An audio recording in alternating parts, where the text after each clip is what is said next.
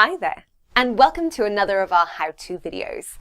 In this video, I'll share with you key considerations, best practice, tips, and hints to enable you to effectively manage change in your organization.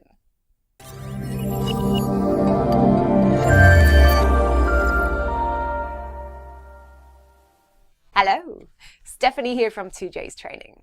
And in this short how-to video, I just wanted to talk to you about change management and share some best practice tips and hints that we've obtained in helping organizations, teams, and senior leaders implement change into their organizations.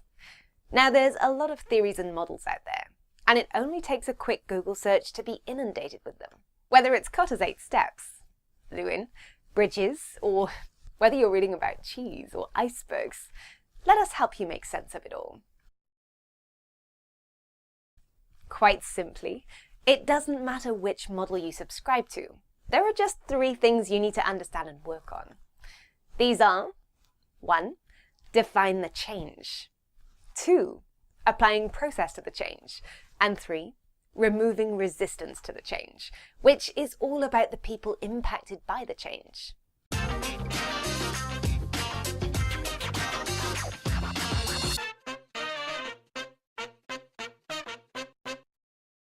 So, let's start with number 1, defining the change. There are 4 types of change: imposition, adaptation, creativity, and growth. Imposition is change that is imposed upon you or your organization. The initiative comes from someone else, and it means we have to alter our way of doing things to comply with these outside requirements.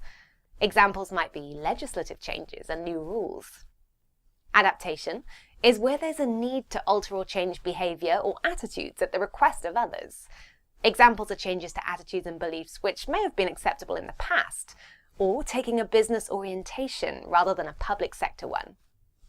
Growth is where we're responding to opportunities for developing ourselves. Examples might be acting upon a temporary basis or job changes. Creativity is change brought about through innovation and new ideas of working and trying new ways. Being clear on what type of change you're dealing with helps you apply the process. And that leads us up to number 2, applying a process.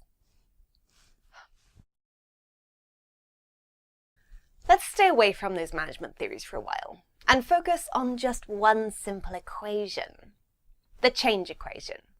Now, C stands for change.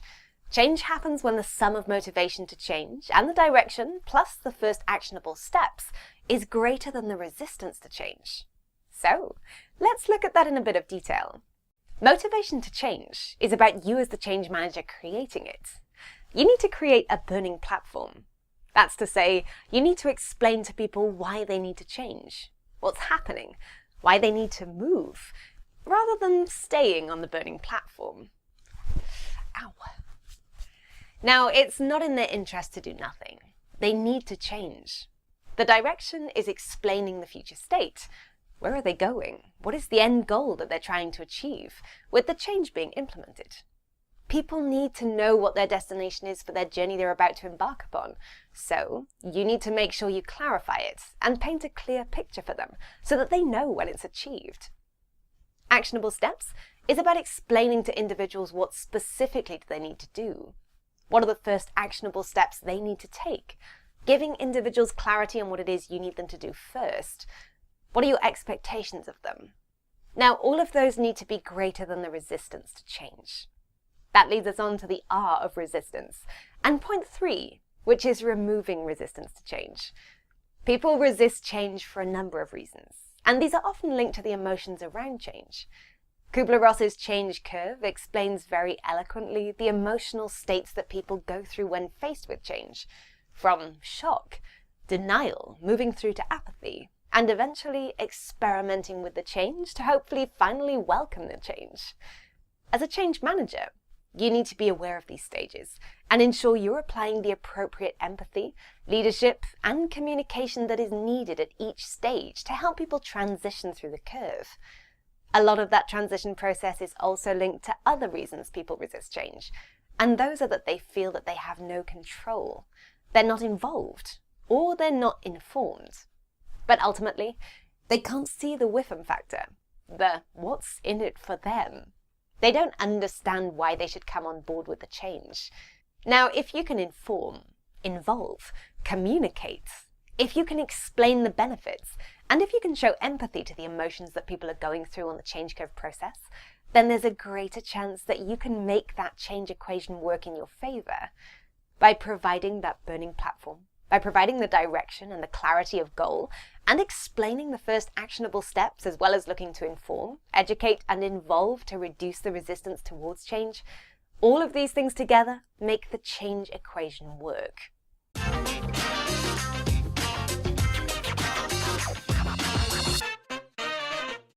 So, there you have it.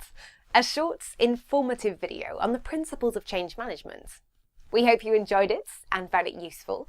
And if you would like more information, then do contact us on the link below or visit our website, www.toojays.co.uk. And don't forget to subscribe to us on our YouTube channel, where you can see more how-to videos just like this. We look forward to seeing you in our next video. Thank you.